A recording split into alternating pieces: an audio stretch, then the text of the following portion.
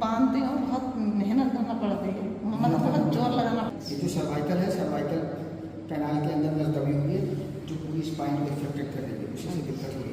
गर्दन के ऐसे नहीं चलेगा, सपोर्ट करो, यहाँ रखे रहो, बस कुछ नहीं करना। इसको इधर करो, सांस लो, धीरा छोड़ो, धीरा छोड़ो, सांस लो, छोड़ दो।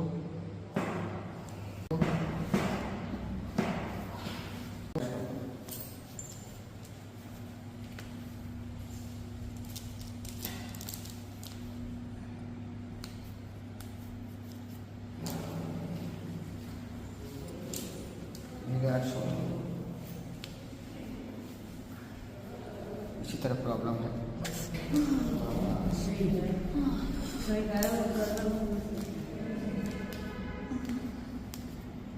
पीछे बढ़ के फिर हुआ, चल के देखो क्या हुआ, पूरा खुल गया।